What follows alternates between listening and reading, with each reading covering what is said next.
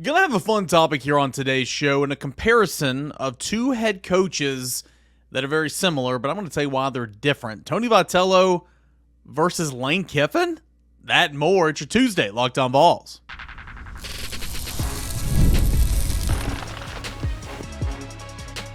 You are Locked On Vols, your daily podcast on the Tennessee Volunteers. Part of the Locked On Podcast Network, your team every day. Hey, good Tuesday morning, everybody. Welcome into Locked On Vols right here on the YouTube channel where you can subscribe for free. And, of course, wherever you listen and you get your podcast, Apple Podcasts, Spotify, just wherever it is, you can get it for free. And we appreciate you for making Locked On Vols your first listen and your first watch. Everydayers, your part of the show is coming up here a little bit later. We'll answer some mailbag questions. We'll talk about some head coaches with some new expectations where Josh Heupel falls into there. We'll talk about Tennessee getting the number one overall seed baseball-wise in the NCAA baseball tournament, plus an SEC tournament championship win from Sunday. And, of course, the topic I previewed there in the cold open, Tony Vitello versus Lane Kiffin. Going to be a fun-filled show, and I can't thank you enough for being here. I'm Eric Kane, your host. Appreciate you guys for making Locked On Vols your first listen, your first watch each and every single day. And, again, everydayers, couldn't do it without you. And a shout-out to FanDuel as well, where you can make every moment more over on the FanDuel Sportsbook app. So I was perusing for some content, hashtag content here in the month of May, and I was doing some research, and I was over on Saturday Down South, which I think they do some great off-season content overall, but a lot of some off-season content that really is engaging and it's fun to talk about here, leading up to the football season. But one that Connor O'Gara wrote a couple of days ago that I stumbled across, he's comparing, and he mentioned he's not the first to do this, obviously, but he's comparing two head coaches in the Southeastern Conference. From an outsider's perspective, where I think if you're a fan of not one of these programs that these coaches coach at, you think that they're probably one and the same, right? That's Ole Miss head coach Lane Kiffin, of course, formerly Tennessee's head coach way back in the day, and current Tennessee head baseball coach Tony Vitello. And again, from the outsider's perspective, I can certainly see why the comparison is strong. You've got two guys who seemingly don't care to say whatever's on their mind, two guys who like to troll some people every once in a while, one more so, much more so than the other, and that's Lane Kiffin. But also, if you look at their coaching pedigrees, they've done a lot in a little amount of time. Now, you look at Tony Vitello here at Tennessee. Of course, I cover Tennessee. I'm very close and familiar with Tennessee baseball, and of course the Tony Vitello regime since being here. He's in his 7th year so far. Lane Kiffin's first year, if I'm not mistaken, was 2020 at Ole Miss. So Tony Vitello's got a couple years on Lane Kiffin at their respective stops, but look at all that they've accomplished in terms of turning things around. Of course, Lane Kiffin led Ole Miss to its first 11-win season in program history a couple years ago. It's turned that program right side up, and it's contending for a college football playoff spot. It's been a mainstay in some New Year's Six bowl games. We'll get into more on that here into segment number 2. And then, of course, Tony Vitello, you've won SEC tournament championships twice. You've won SEC regular championships twice. You've reached Omaha twice so far. You've been the number 1 ranked team in the country. You've been the number 1 overall ranked team heading into postseason play. More on that here in a moment. So, on paper, there's some similarities, but I think Tony Vitello has certainly accomplished more than that of Lane Kiffin. At the end of the day, you want to win the national championships, right? Tennessee under Tony Vitello has won 1 game in 2 trips at Omaha, and of course, we'll see what happens this season. We'll see if that can change and all that. And Ole Miss has never competed for an SEC championship, much less won one under Lane Kiffin. Ole Miss has never made the college football playoff, but you are expanding from 4 teams to 12 teams this year. And there's going to be a great chance to do that. Again, more on that here in a moment for Josh Heupel and Lane Kiffin. But I can kind of see where, if you're not a fan of each program, you kind of would say, okay, well, those two guys are very, very similar. Both are 40-something years old. Both, again, very lively in some of their comments. But I'll tell you one key difference. And, of course, I know Tony Vitello. I'm around Tony Vitello a lot covering this baseball team. Tony Vitello, I think, is a really, really good person. I am a fan of Tony Vitello. I am. And I know a lot of people, will look at sports media and say, well, they're just fans and all that. And, my job and my life is so much better when the team I cover is winning. I'm not even going to shy away from that. 2022 football season was an absolute blast. It was fun personally. And also from a business perspective, it was amazing, right? And so, I mean, it just is what it is. But I'm a fan of the coach, Tony Vitello, because I think he does it the right way. A lot of other people can argue. He has so much respect for the game. I know a lot of other fan bases will argue that as well. But he's just a baseball guy. And, a lot of people want to look at that 2022 team and their antics and all that. A couple of times I would say they probably went overboard. But who is not sin, right? Cast the first stone. This is the same guy, Tony Vitello, when his team was celebrating winning an SEC tournament championship Sunday in Hoover. He walked over to the LSU dugout and said, "Hey, can you guys please hold on? I want my guys to come shake your hands." You know what I'm saying? So, I mean, there's a lot of things that, go unnoticed about the man of Tony Vitello. But one thing that I can say, I don't know Lane Kiffin personally. I didn't cover Tennessee when he was here, so I don't know Lane personally. But when he's in front of a camera, it almost appears like he's kind of awkward, right? I mean, everybody's like, "Oh, Lane Kiffin, this troll," or all this type of stuff. Yeah, that's keyboard warrior. He does that on the X, formerly known as Twitter, and he's got some good singers. I'm not gonna lie, it's annoying and overreach at times, in my opinion, but he does a really good job at what he does behind a keyboard. Whereas Tony Vitello is very personable. He's very pop culture savvy. He is very, very good in front of a camera. Now, he's Italian. He says it. He's emotional. He'll sometimes say things that he probably shouldn't, or he'll sometimes stop himself and say, "Okay, well, I don't need to say that." But he is very, very good in front of a camera. Very personable. That is Tony Vitello, and I think that's one of the key things where both of these guys are very, very different.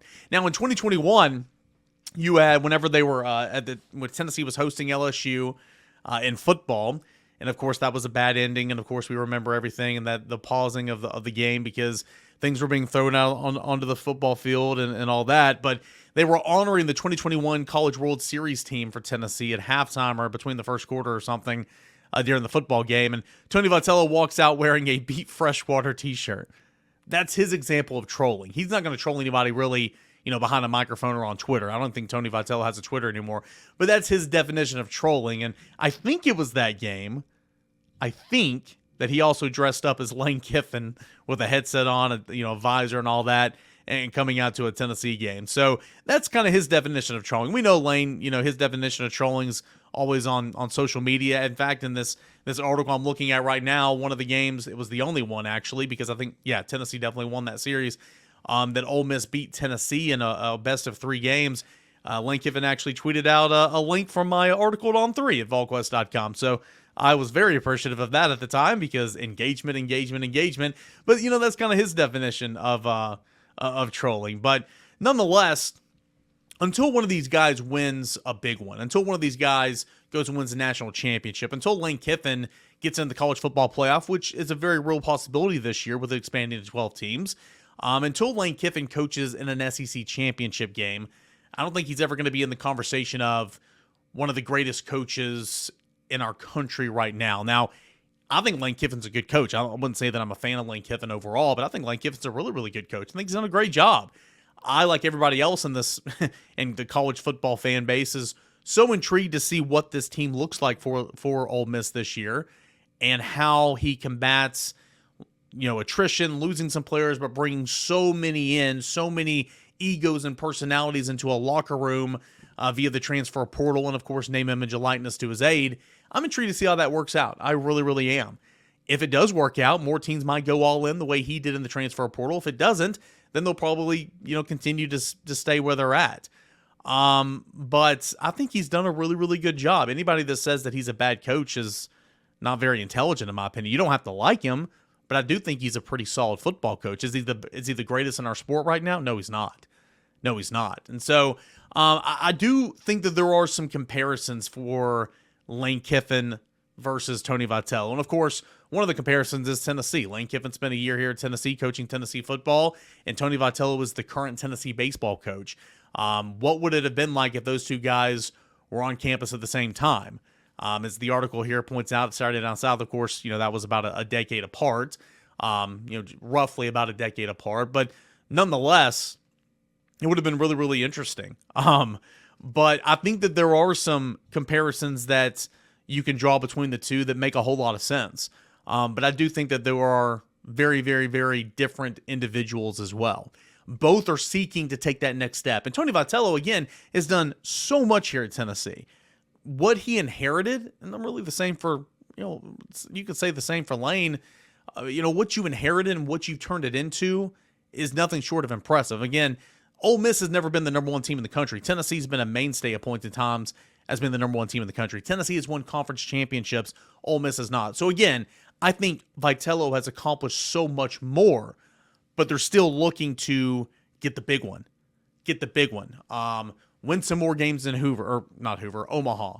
Win a national championship. Get to the college football playoff. Win a college football playoff. Win an SEC championship. I think that they're both obviously hungry, and I think they're both in the conversations of being some of the greatest coaches. And really, Tony Vitello is definitely in the conversation as best acting, baseball coach in America right now, 100%. That's another difference. Whereas I would not put Lane Kiffin in that in terms of football right now. So I thought it was an interesting conversation. As you can tell, I'm going back and forth, similarities, differences. But I thought it was really, really intriguing because, again, from the naked eye, if you're a fan of an opposing team or fan base, you probably think they're one and the same. And they're not. But there are some strong similarities as well. So I thought that was interesting. I thought that was kind of cool. I thought it was a good story, and I wanted to bring it on the show. And let me know what you think. Tony Vitello or Lane Kiffin, are they similar? Are they different? There's a fraction of the fan base that still love, and adore Lane Kiffin. He's not your head football coach anymore. It's not like you have to hate him, but why? I mean, there's a lot of fans that absolutely adore Bruce Pearl. And I have some leniency towards that because Tennessee basketball won a whole lot of games here and went to, before this year, its furthest it's ever gone as a program to its first ever Elite Eight appearance. Of course, Rick Barnes took Tennessee to Elite Eight this year.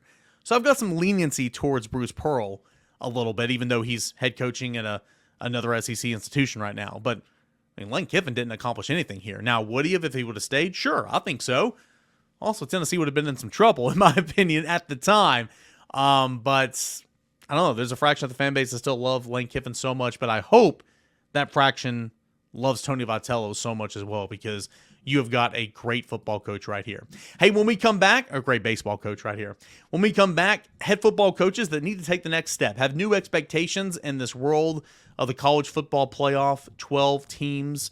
Field that, your mailbag questions, that is coming up next as we continue on here with a Tuesday edition of Locked On Vols. I want to tell you about our friends over at FanDuel. It is America's #1 sportsbook. It is winner take all time right now in the NBA, in the NHL, and FanDuel is giving you a shot to bring home a big win of your own. Right now, new customers can get $150 in bonus bets with any winning $5 bet. That is $150 to bet on spreads, to bet on money lines, player props, and so much more. Visit FanDuel.com/lockedon to make every playoff shot count. Major League Baseball is happening right now. My Atlanta Braves are going through it right now. And, of course, MVP Ronald Acuna Jr., the other knee. Oh, not happy right now. But what does make me happy is betting on Major League Baseball on the FanDuel Sportsbook app. Betting on NASCAR on the weekends. Put some coin in your pocket, and you can as well because new customers, $150 in bonus bets with any winning $5 bet. $150 win or lose. FanDuel.com/lockedon to make every playoff shot count. FanDuel, it is America's #1 sports book. So let's go over to CBS Sports now, and let's take a look at some off-season reading material. Another good article right here that I found pretty interesting. Lane Kiffin, James Franklin, among college football coaches facing new expectations in the expanded college football playoff era. This is written by Chip Patterson a couple of days ago. Programs that have been frequent New Year's Six participants are now expected to make the expanded field. Well, duh, I would 100% agree with that. If you're a team that has been frequently making the New Year's Six bowl games here in recent memory, when you open the field up from 4 to 12, you better be in there. The expectation is to, if you're a New Year's Six bowl team, you're competing for national championships or in that conversation. But if you're in the college football playoff, you actually have a chance to go out and win a college football playoff national championship. So, 100% you need to be in that conversation. So Lane Kiffin's mentioned in here. James Franklin's mentioned in here. Lincoln Riley is mentioned in here. Hugh Freeze is mentioned in here, but I think that's just more on name alone because Auburn is in no way, shape, or form anywhere close to contending for a college football playoff right now. Zach Blackerby, you're on vacation right now, but I hope you find this clip and I hope you play it for your fan base and you can talk about it. Free material sometime in the month of June for you. But Hugh Freeze is on here on name alone, really. And maybe I'll go back and read what they put about him in here. But Luke Fickell's on here with Wisconsin, and that's different. Of course, divisions going away is really going to hurt Wisconsin, really going to hurt Iowa and some other teams, up there in the Big Ten. Kyle Whittingham, Utah's on this list. Here's Josh Heupel. This is what they say about Josh Heupel. Tennessee is the only program on the list without multiple New Year's Six appearances, but the 2022 Orange Bowl win against Clemson did come under Heupel's guidance. The season represented a true breakthrough moment that changed expectations for the Volunteers. Heupel faces the same challenges as the rest of the SEC colleagues in navigating a schedule that includes multiple national title contenders, but Tennessee is also recruiting and developing in a way that suggests the standard is to keep pace. If we were entering 8 more years of the 14 playoff era, Heupel could potentially run off 10-win seasons every other year, making numerous New Year's Six Bowl appearances and staving off any real pressure given the outlook and probabilities involved in a 4-team bracket. In a 12-team format, that will potentially have 3 or 4 bids available to the SEC teams. However, Tennessee will be expected to compete for an at-large spot, if not playing for the SEC championship. I agree with the second part of that statement for sure, but go back to this question right here, or this statement right here. If we were entering 8 more years of the 14 playoff era, Heupel could potentially win 10-win seasons every other year, okay, making numerous New Year's Six Bowl appearances, okay, and then staving off any real pressure given the outlook of probabilities involved in a 14 bracket. Hello? Have you met this Tennessee Volunteers fan base? If you're winning 10 games every other year, you're still wanting to get over the hump, right? There's any real pressure? Are you kidding me? I mean, come on, get real. So I completely disagree with that part of the statement, but yeah, I mean, Josh Heupel in Tennessee, the expectation, I've been saying it all offseason. I've said it on all the radio hits. I've said it here on Locked On Vols ad nauseum. The expectation is to make the college football playoff this year, okay? The expectation is to be one of 12 teams who are competing to win a national championship. I know it's not verbatim top 12 in the AP poll or whatever, but because there's stipulations and all that. But I mean, if you're one of the top 15 teams in the country, you are in prime position to be competing for a national championship. And Tennessee should be that.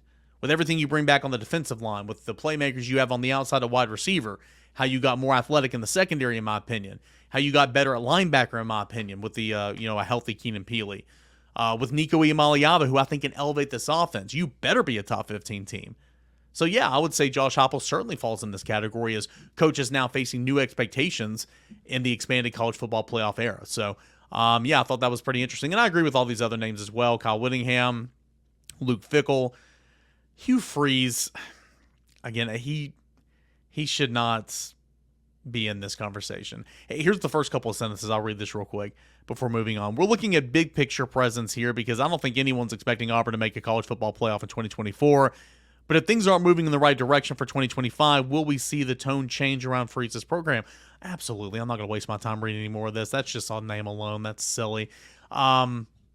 Lincoln Riley, Lane Kiffin, and of course James Franklin. So good stuff there. Hey, before we talk a little baseball here, we're actually going to talk a little bit of baseball in here, but I do want to go and hit up. I had 2 questions this week for the mailbag show.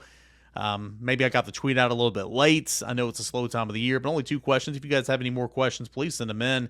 I'd love to answer them throughout the week if you have any more.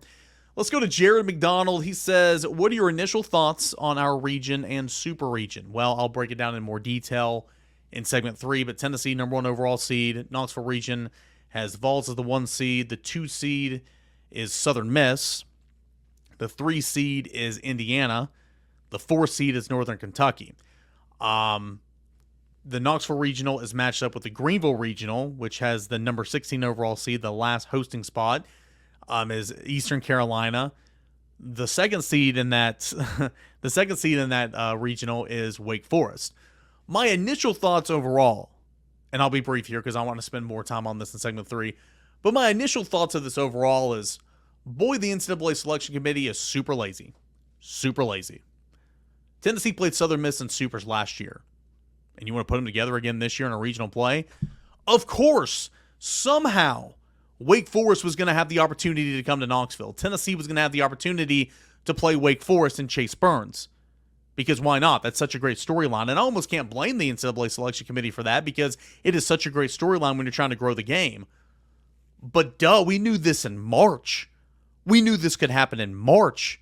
And it kind of expected this to happen in March. If Wake Forest wasn't hosting a regional, they'd at least be in the 2 that matches up with the Knoxville regional. So anyway, first thoughts on that was kind of lazy on the NCAA's parts. But overall, I like Tennessee's draw. I do.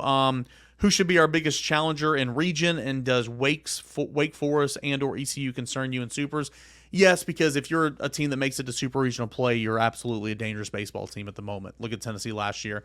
I haven't dove into Wake Forest enough or ECU enough or the other teams in that region just because it just came out a couple hours ago at the time of this recording, but I will. But the biggest challenger, in my opinion, certainly Wake Forest because they have pitching. Was that a better draw than Mississippi State in terms of there was talk about Mississippi State being the 16th seed? Of course, Mississippi State did not. There are 2 seeds somewhere else. I can't remember. But yes, I would rather have ECU matched up with the Knoxville Regional. I would rather have the Greenville Regional matched up with the Knoxville Regional than that of Mississippi State because I think Mississippi State is one of the better teams in the country. I do. Finished 5th in the SEC standings this year overall. Means you're one of the better teams in the country. Do you all think our roster, or do you think our roster is built to outplay all of them? I think Tennessee can beat anybody in the country. I do. And the way you pitched this past weekend, specifically on Saturday and Sunday, I got more confidence for sure. Jared, I appreciate you. More baseball talk in segment number 3. And then Trevor says, hey, how far do people in your field know when a player is going to commit? Good question. 99% of the time, if a player is going to commit to Tennessee, and we cover Tennessee, we cover recruiting in Tennessee, we know it's going to happen beforehand. Because in this era of player empowerment, right, you got to have graphics, you got to have a video made, you want to do a live stream. It's your moment, and that's awesome. I'm not trying to put that down at all. It's just, it's different than what it was, 10, 15 years ago. So 99% of the time you do. Now, I always use this as an example. Jordan Matthews, who's obviously a defensive back on the team right now, we did not know if it was going to be Tennessee before he announced his commitment. That's the only one in my memory that we did not know of beforehand. Again, I've not been doing it as long as, Brent Hubbs or Austin Price or some others. But to your point, usually we know. Very, very rarely do we not know if it's going to be Tennessee or not. So, good question there, Trevor. All right. Hey, when we come back, I'm going to dive into more Tennessee baseball. Hey, Volunteer is the number 1 overall seed in the NCAA, baseball heading into postseason. Quite an accomplishment for Tony Vitello and the boys. We'll talk about that and get into more of that here when we return on your Tuesday edition of Locked On Vols.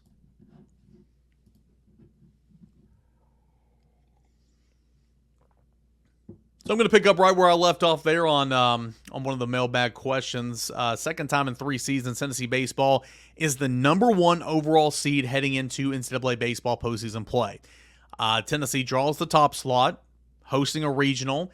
If Tennessee makes it out of its regional, it will host a super regional. And, of course, like I mentioned, paired up with the Greenville regional, which is hosted by 16th overall seed Eastern Carolina. Wake Forest is the 2 seed in that region. So, Tennessee's first game, and the other teams that are in Tennessee's region, 2 seed Southern Miss, 3 seed Indiana, 4 seed Northern Kentucky. Tennessee will square off against 4th seed Northern Kentucky Friday at 7 o'clock on the SEC Network. The other 2 teams will kick off the Knoxville Regional play at 1 o'clock in the afternoon, and that game will be streamed on ESPN+. So, again, just came out a little while ago. I haven't, as the week goes on, obviously I'm going to dig down and get into the nitty-gritty of all these teams. But again, you just played Southern Miss. And I had this conversation a lot last year because Tennessee was obviously not in position to host last year. So they should totally rank these teams 1 through 64 in my opinion. But they don't. They rank the top 16. And then when they're trying to figure out 2s and 3s and 4 seeds and all that, a lot of times it goes off, where you are in the region, how easily you can access, travel to this spot. A lot of times they'll send an SEC team out west because they know an SEC team can afford it. But that's not doing anybody favors, right? I mean, think about this last year. Clemson was the 6th or 7th overall seed last year? I can't remember. I've slept since then. Tennessee was the 2 seed in the Clemson Regional. That is unfair. If I was a Clemson Tiger fan, I would have been just outrageously mad. That is not fair. Tennessee should not have been in Clemson, in my opinion. And Southern Miss is a really, really good baseball team. They should stack them they should rate them as, 2 seed 1, 2 seed 2, 2 seed 3, 1 through 16, and let the best 2 seed go to the weakest 1 seed, and so on and so forth. That's how they should kind of rank these, because it's unfair almost, because you're not getting a true look. It's a lot of times based off regional. So I think in the most cases it was kind of lazy a lot of the times. But Southern Miss is a really good ball club, and Tennessee's going to have their hands full. You look at Southern Miss this year, lost some of the firepower that was on last year's club, but, already still a very, very good season. Has won 14 of the last 15 games, including winning the Sun Belt Tournament title in dramatic fashion, 14-11 over Georgia Southern on Sunday. Southern Miss has also reached 40 wins for their 8th straight season. That is the longest active streak in Division I. It's a really, really good program. And again, we remember Super Regional play last year. Boy, what a series that was. What a series that was. And Southern Miss is going to be, just as dangerous this year. So that is a 2 seed that, you're probably going to end up playing for the Knoxville Regional finale to see who advances on to Supers. And of course, these 2 teams met in Supers last year. Tennessee won in dramatic fashion, game 3, and then of course dogpiled and went on to Omaha.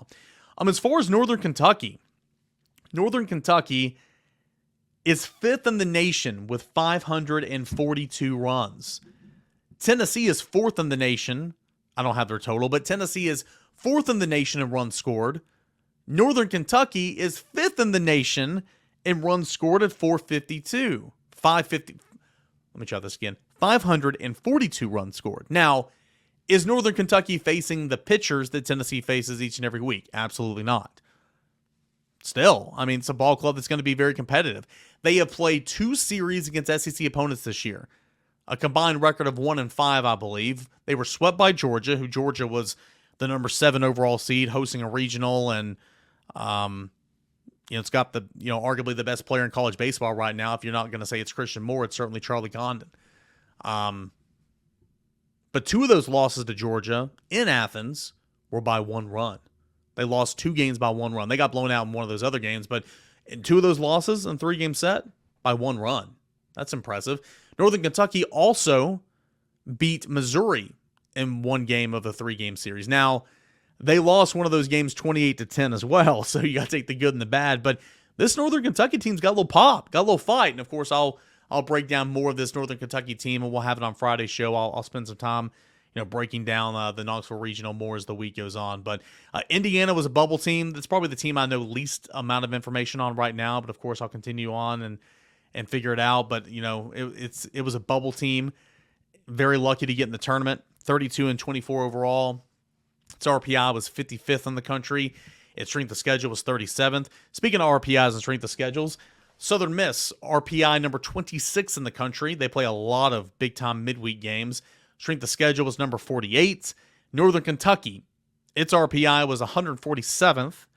Its strength of schedule is 276th. So obviously coming from a different tier in college baseball. Regional plays begin Friday. They run through Monday. Super regionals are set for June 7th through 9th or June 8th through 10th. And the College World Series in Omaha begins on June 14th. And it will run through June 24th through the end of the College World Series finale series. The SEC, when looking at the field of 64, breaks a record with 11 regional teams and 5 top 8 national seeds. If you are a top 8 seed, it means you host until you go to Omaha. If you keep winning, you're not leaving home, right? Regional play you're hosting. If you make it to Supers, you're hosting that. Of course, Tennessee is number 1 overall in that category as the overall seed. Tennessee was the number 1 overall seed in 2022. Tennessee won the SEC regular season. Tennessee won the SEC tournament championship. A lot of parallels to what 2022 was and what this year was, just on paper at least. I know that they scored a whole lot of more. They scored some more runs and they hit more home runs. But this team, co-SEC champions in the regular season. This team just won the SEC tournament championship. Shout out Dylan Lloyd, by the way. I mean, what a performance there on Sunday, and it's great to see Billy Amick. Somebody jumped in my YouTube comments the other day and was like, this man says bench Billy Amick. And, of course, this was before the Sunday game when I recorded that, and he had a 3-run home run, snapping a streak of 0 for 17 with 5 strikeouts on the week in Hoover. Clearly, I did not say to bench Billy Amick, but I said I would move him down in the order. We got to listen to things, not just hear what's on the radio or on the podcast. We got to listen intently, but that's just a perfect example of how sometimes people don't listen. Great to see Billy snap out of it, though. Really was great to see Billy snap out of it, because Tennessee's going to need Billy Amick. They're going to need him for sure, because I think he's one of the best hitters on the team. He's just kind of going through a rough patch right now. But that home run on Sunday, monumental, because Tennessee couldn't score many runs until finally Hunter Ensley had an RBI single later in the game. By the way, Hunter Ensley was 4 for 4 on the day. Great to see.